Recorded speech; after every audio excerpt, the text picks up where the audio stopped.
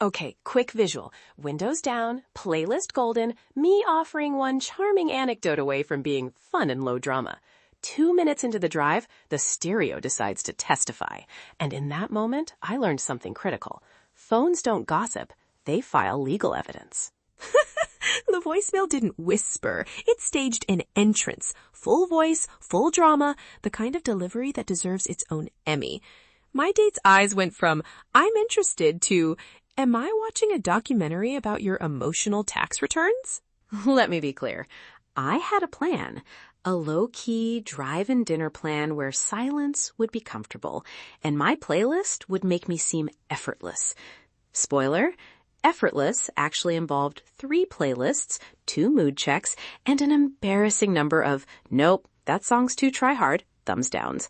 I curated the vibe like a tiny pop-up museum. And then, voicemail 1. Hey, it's me. Call me back. Tone, urgent, finger wagging, like someone announcing a lost souffle. I felt my mouth go from conversational to paper thin. My date did that polite half smile that says, I will be kind because society says so. Then voicemail 2 hit. Longer, emotional crescendos, sighs that sounded pre-recorded. And on the contact, a saved name that read like a passive-aggressive sticky note. Forever problem. Capital P, as if punctuation could deliver judgment. One-word reaction I almost said out loud, nope. But a different part of my brain decided to perform damage control. This car is weird, I told them, which is true, but also felt like blaming the squirrel after you tripped on a gnome. Terrible optics. I reached for my phone like a panicked magician.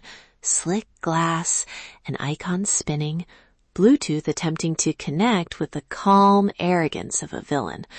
My thumb missed the exact pixel I needed, and the UI went into a dramatic, attempting to connect loop. Devices are so smug when you're vulnerable. I tried airplane mode. It was supposed to be a nuclear option. Instead, my car and phone had already formed an emotional alliance and kept broadcasting like a pair of exes conspiring. My attempts at stealth were about as effective as hiding an elephant behind a lampshade. Not great. I split between 3 bad instincts. Blame the hardware, pretend it's a joke, or explain everything in one breath and look insane. I tried all 3, naturally. First, oh, that's my public radio station. My date. Right, public heartbreak radio. Genuinely a one-liner I will never be proud of. Okay, hot take time, and I want you to remember the phrase because I will repeat it. Phones show receipts.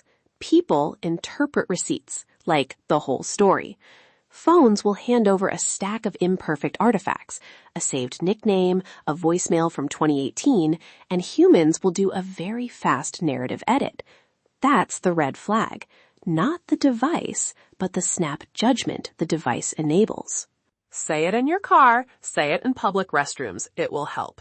This is why I got angry at myself more than at the car, because I had curated a life highlight reel and then forgot to edit the outtakes. Confession time.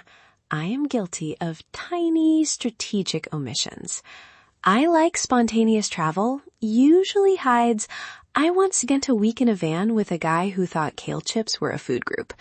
Not harmful, just editorial decisions. But when voicemail theater stumbles in, those small edits look like lies, and lies are heavier when amplified by a stereo. Real panic control details, since you will ask. My fingers fumbled the knob, I jammed the power button like I was trying to prove ownership, and the touch screen, oh god, the touch screen, had finger streaks that made everything look like a tragic modern painting. Microsensory details matter because they make the moment feel immediate, not like a rehearsed anecdote. At one point, I tried diversion. Animal story. My cat once. It's the emotional duct tape of first date recovery. Cute pet anecdote, laugh, move on. And credit where it's due. It worked. Cute animal story plus genuine humility will buy you like 3 minutes of grace. Use it wisely. Let's make this practical. Rule 1. Pre-date text sweep. Open Bluetooth settings, make sure nothing is currently playing, and remove paired devices you no longer trust. It takes 30 seconds and maybe saves you from narrating your 2016 heartbreak. Rule 2. Rename dramatic contacts to boarding things. Forever problem becomes misc note or archive. No one gets excited about archive. Rule 3. Playlist-only accounts. Create a throwaway playlist account for dates. No voicemails, no saved contacts, no past. It's like wearing a clean shirt. Rule 4. Have a disarming line prepped. Something self-aware like, that's my chaos archive. Don't judge me by chapter 5. Honesty plus a wink diffuses faster than denial. Also, delete voicemails you don't want performed at dinner. I know it feels brutal, but those messages are sticky. If you would be mortified hearing it in a room full of fresh bread, delete it. Your future self will send a thank you text from a safer life. Here's a reflex I developed after the date. Whenever a device betrays you, own it briefly, and then change the subject. Yes, that's messy. Yes, that was awkward. Now tell me about your weirdest hobby. People appreciate honesty paired with curiosity.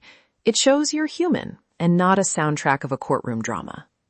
We finished the night with both of us trading disaster stories. My car's betrayal became a shared punchline rather than a permanent indictment. We compared notes. Wrongly dialed texts, predictive text horrors that turned innocent messages into confessions, a ringtone that played on loop at an unfortunate time. And by the end, we were laughing. Shared chaos is oddly bonding. And if I'm honest, the biggest lesson wasn't tech hygiene, though that matters. It was humility. Be ready to say, yeah, that looks bad. Here's the context. And then move to joy. People forgive messy honesty faster than polished deception. It's messy, sure, but it's real. And real is more interesting than curated any day. So, final hot take. Repeated for emphasis, because I adore a callback. Phones show receipts. People interpret receipts like the whole story. If you internalize that, you'll stop letting a ringtone write your obit. Quick, say it out loud. It helps. Before I sign off, I want to hear your trauma. If your device ever outed you, a calendar entry, a saved contact, a predictive text nightmare, leave a review and tell me. The messier, the better. I might read the best ones on the show, and then we can all laugh together at how gloriously human technology makes us look. What would you do if your device outed you right now? Tell me. I'm Liv, your chronically online host, and if today's episode made you laugh or feel slightly better about your own life choices, then my job here is officially done. If you loved the episode, please leave a review and tell me your device disaster story. I live for these. Stay chaotic. Love, Liv.